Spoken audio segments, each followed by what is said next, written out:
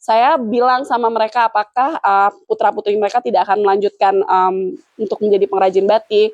Ternyata tuh banyak sekali putra-putrinya yang lebih bekerja untuk ke PT seperti itu. Menjadi salah satu momentum di mana saya merasa saya bisa mengangkat Jambi ke go nasional, bisa lebih dikenal oleh masyarakat luas.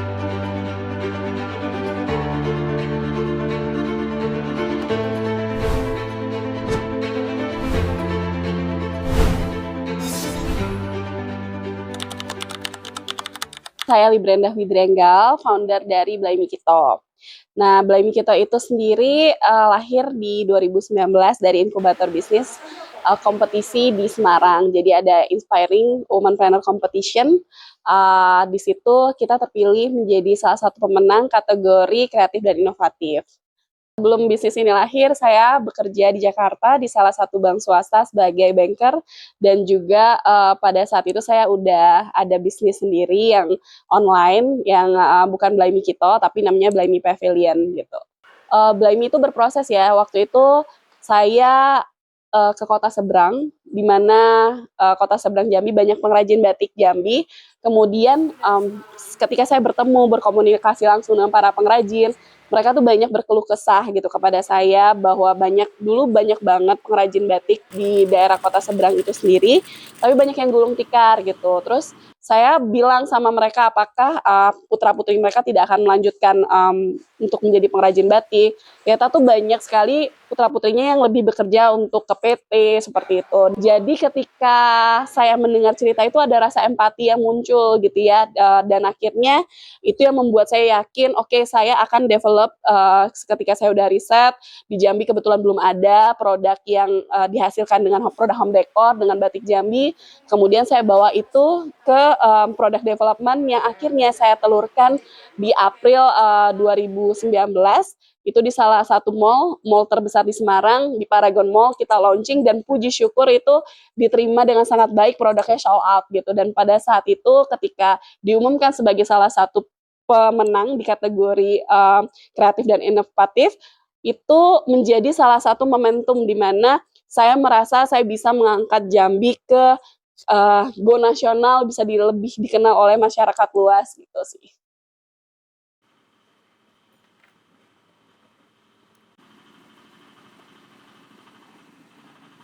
Jadi sebenarnya awal mulai banget itu saya hanya punya satu mesin jahit dari ama saya almarhum, dari nenek saya, itu usia mesin jahit Singer hitam lebih dari 50 tahun.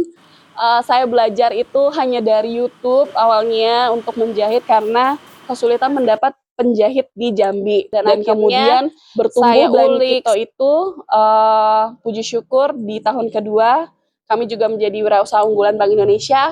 Nah, di situ prosesnya makin bertumbuh, akhirnya kita dapat kesempatan untuk memperlebar lagi, tidak hanya produk home decor, tapi produk ke fashion juga dan turunannya gitu. Jadi di situ kita mendapatkan kesempatan untuk pelatihan-pelatihan dengan para desainer nasional dan internasional. Yang membuat unik sendiri produknya kita itu ada two-in-one produk. Jadi USP-nya itu bisa 2 desain dalam satu produk kayak gini. Ketika dibolak-balik tuh dia menjadi Angso Duo, nih seri sejolis. Ketika dibalik lagi dia jadi Bujang Gadis gitu ya. Jadi USP-nya kita selalu mencoba menghadirkan produk yang inovatif yang bisa kayak dalam satu misalnya untuk home decor ya, jadi dalam satu suasana rumah dia bisa bergonta-ganti gitu Mas. Jadi walaupun penyimpanannya compact atau sedikit, produk kita tuh bisa memberi kehangatan dengan memberi warna yang berbeda gitu. Kemudian juga jasanya kita, kalau untuk jasa jahit juga sekarang kita terima untuk custom order, baik itu produk home decor atau fashion, serta kita juga selalu mengedepankan inovasi dari produk itu sendiri. Ya, pastinya kalau untuk batik Jambi sendiri kita pakainya dari pengrajin lokal ya di seluruh kabupaten kota. Kita kerja sama para pengrajin batik juga. Tapi untuk perpaduan tekstil lainnya yang kita pakai modern tekstilnya, kita tetap hunting sih Mas. Jadi kayak produknya lokal, tapi mungkin tidak di Jambi, kita dapatnya di Jakarta atau di kota besar yang lainnya gitu.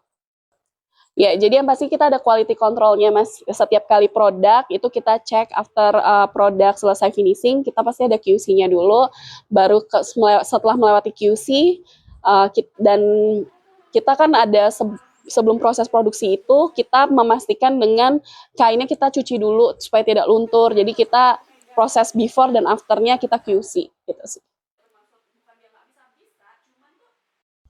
Jadi sebenarnya tantangannya banyak ya lika-likunya, dari itu SDM-nya, kemudian juga pasarnya, yang pasar yang kadang kita nggak bisa nebak ya, seperti apa, ternyata yang tadinya kita sudah produksi ini produk bakal laris, ternyata tidak laris, ternyata produk yang kita tidak prediksi laris maka laris gitu ya.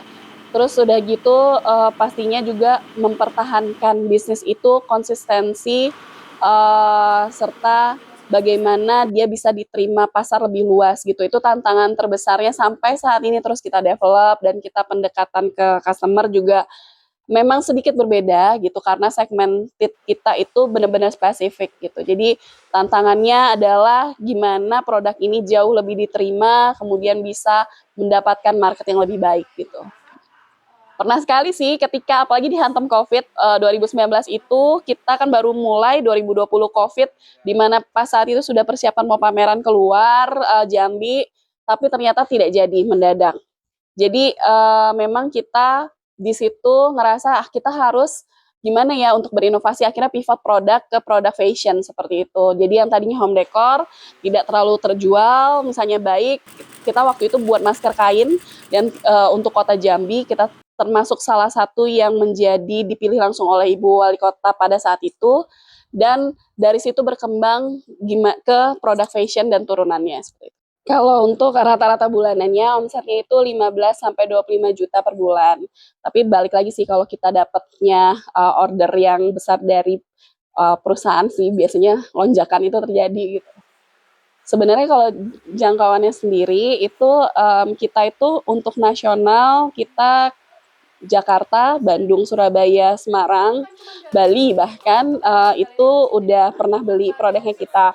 Nah, untuk skala internasionalnya itu dari pertama itu saya dapat customer juga dari London. Jadi waktu itu ngelihat kebetulan di sini ada pameran di WTC, kemudian Vietnam, Asia itu Vietnam, Singapura, Malaysia, Filipina, terakhir Kirgistan, kemudian juga Australia.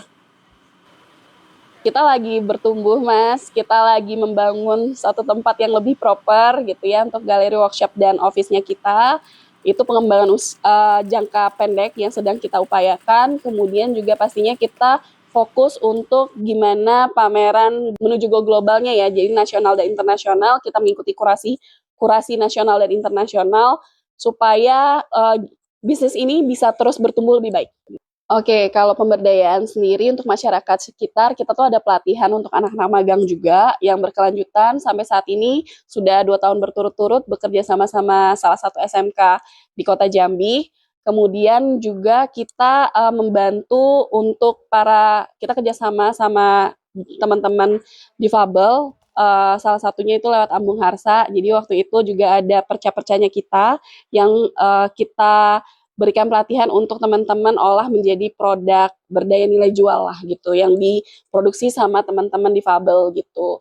Dan selain itu pastinya kan pemberdayaan pengrajin ya, pengrajin batik Jambi khususnya yang kita berdayakan dari sisi pemilihan dan penempatan motif batiknya yang akan kita pakai di produk turunan kita, seperti itu sih.